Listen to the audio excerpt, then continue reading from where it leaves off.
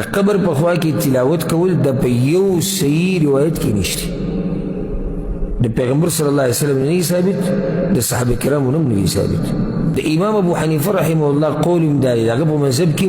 محققین علما دغه کوي چې د قبر په خوا کې تلاوت کول دا نه روا دا بدعت دغه امام شافعي مذهب والا امام مالک مذهب والا امام احمد بن حنبل مذهب والا محدثین چې څومره دي نو د قبرونو په خوا کې تلاوت سرته د سوره بقره اولنی آیتونه او خطوط اخرنی آیتونه د بدعت. بسم الله الرحمن الرحیم. موږ د شیخ ابو حسن سواتی سے په یو ویډیو باندې دا خبره کړې و چې په قبر باندې تلاوت کول دا جایز دي ځکه چې هغه دا ویلو په قبر باندې تلاوت کول کو سوره فاتحه دا کو سوره یاسین دی دا بدعت دی دا ناجایز دي مقبره دا تلاوت نو زین دي بیا موږ باغ باندې کلیپ کړو چې رب مقبره کې تلاوت کول جایز دي صح حدیثون پیش کړو بیا ملګری وی چې په دې باندې حواله پیش کې نن به ان شاء الله هغه حواله پیش کوو چې په کوم احادیث کې راغلي دي په قبر باندې تلاوت کول جایز دي په دې باب کې بلا احادیث دي خصوصا صرف یو څه ذکر کوم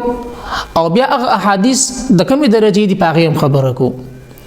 نه په دې باب کې لومبني حدیث د حضرت لجلاج رضی الله تعالی عنہ دی چې د خپل ځای د وصیت کوي چې کله زه وفات شم او ما قبر ته اوس پاره نو په دغه وخت بسم الله وعلى ملت رسول الله وای او چې کله به تدفین نه فارغ شي نو بیا به زما د قبر سر ته د سوره بقره اولنی آیتونه او خپو ته د سوره بقره اخري آیتونه دا وای او دا ولی فإني سمعت رسول الله صلی الله علیه وسلم زکه چې دا ما د نبی صلی الله علیه وسلم نو ورېدلې دي یو دا حدیث دی چې ما د نبی صلی الله علیه وسلم نو ورېدلې دي دویم روایت دا دی د دې صحابي نه دی فرمایي چې دا خبره ما د عبد الله ابن عمر رضی الله عنه نو ورېدلې ده نو دا یو روایت چې کوم دی مرفوع دی یعنی دا حدیث د نبی اسلام نو ورېدلې دی او دیم روایت دا دی چې دا حدیث ما د ابن عمر نو ورېدلې دی نو یو روایت مرفوع دی او یو روایت موقوف دی اوس دا چې کوم مرفوع روایت دی د دې حیثیت څه دی د دې سند څنګه دی د دې باره کې علما څه فرمایي نو امام نور الدین هیثمی رحمت الله علیه په مجموع الزوائد کې لیکلي دی رواه الطبراني فی الکبیر ورجاله موثقون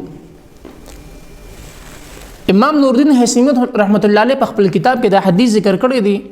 او فرمایي چې دا حدیث امام طبرانی رحمت الله علیه په خپل کتاب کې ذکر کړی دی المعجم الکبیر کې او د دې چې کوم راویان دي دا ټول ثقه دي هیڅ قسم جرح په نشته دیم علامه ابن حجر العسقلانی رحمت الله علیه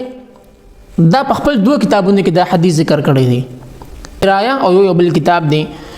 او په دې باندې هیڅ قسم کلام نه کړی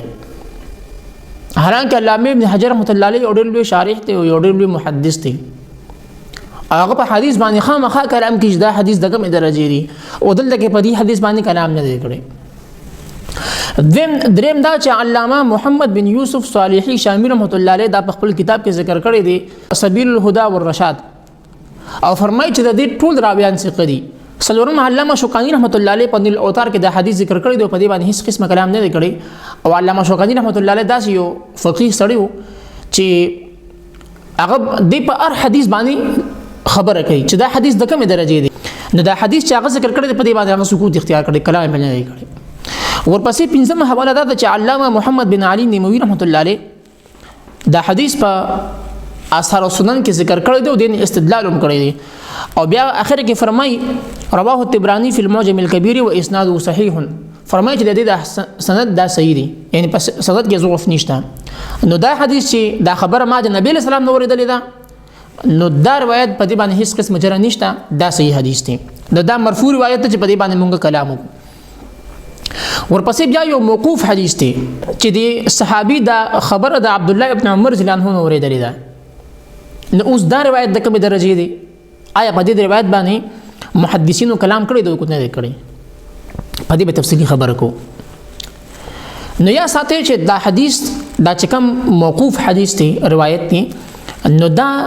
اکثر محدثینو په خپل کتاب کې ذکر کړی دی لکه امام خلال رحمت الله علیه کتاب القراءة عند القبور هغه کې ذکر کړی دی او علامه ابن قیم رحمت الله علیه دا روایت نقل کړی دی هیڅ قسم کرایم نه دی کړی بیا امام ابو بکر احمد بن حسین بن علی بیهقی یعنی امام بیهقی رحمت الله علیه دا په خپل کتاب کې ذکر کړی دی په السنن الکبرى کې او په دې سند سره ذکر کړی دی مطلب دا چې لکه دا سند صحیح دی کوم موقوف روایت نو دا سند ټیک دی او بیا علامه نووي رحمت الله علیه په کتاب الاذکار کې د امام بیهقی په حواله سره دا روایت ذکر کړی دی او فرمایي چې د دې سند چې کم دی نو دا د حسن د درجه دی او بیا علامه ابن الجزري رحمت الله علیه دا روایت په خپل کتاب حسن حسین کې ذکر کړی دی د استدلال کړی دی نو مطلب دا دی چې لکه یو روایت مرفوع دی او یو روایت موقوف دی نو کوم چې مرفوع روایت دی داغي حیثیت تاسو ته بیان کړو چې دا کومه درجه دی او محدثین داغه باره کې فرمایي چې دا حدیث صحیح حدیث دی دا حدیث ضعیف نه دی خدي علامه سعودي رحمت الله علیه فرمایي چې په دې باب کې دوه حدیث دي او دوه مرفوعان دي یو د ابن عمر رضی الله عنه دی او یو د حضرت لجلاج رضی الله تعالی عنہ دی نه لہذا د احادیث نو دا ثابتېږي چې په دې باب کې موقوف روایت هم ثابت دي او مرفوع روایت هم په دې باب کې ثابت دي نو اوس دا خبره کول چې سوره فاتحه او دغه شانتي سوره بقره دا په خبر باندې ویل دا چې کوم دی بدعت دی دا خبره غلط ده لہذا په کار دي شدید کتابونو ته رجوع کی او کتابونه دي وګوري چې په کتابونو کې محدثین وسلی کړي دي په کتابونو کې فقها وسلی کړي دي نو دا خو احادیث چې په دې کې دا خبره ثابت شوه سوره بقره اول او اخر دا په خبر باندې ویل دا جایز دي نو چې دا ویل جایز دي نو دې سره کو په قبر باندې یو سړی سورۃ یاسین وای یا سورۃ اخلاص وای سورۃ تکاثر وای یا د قران یو بل حصہ وای په دغه بنیاد باندې تلاوت کول چې زما د مړ د ثواب ورسي دا جایز دي په دې کې هیڅ قسمه کلام نشته او د عبد الله ابن عمر څخه یو بل قول هم دی هغه فرمای چې په قبر باندې قرات کول دا مستحب دي نو مطلب دا دی کوي یو سړی قرات کوي هغه باندې کول نه دی پکار کوي یو سړی قرات نه کوي هغه مجبورول نه دی پکار نو لہذا په دې کې دومره شدت اختیارول چې دا بدعت دی دا ناجایز دي دا نشته په حدیثو کې نو دا هغه حدیث چې په کومه کې په صراحت سره توضیح په صراحت سره راغلي دي چې نبی صلی الله علیه وسلم نه ما اوریدلي دي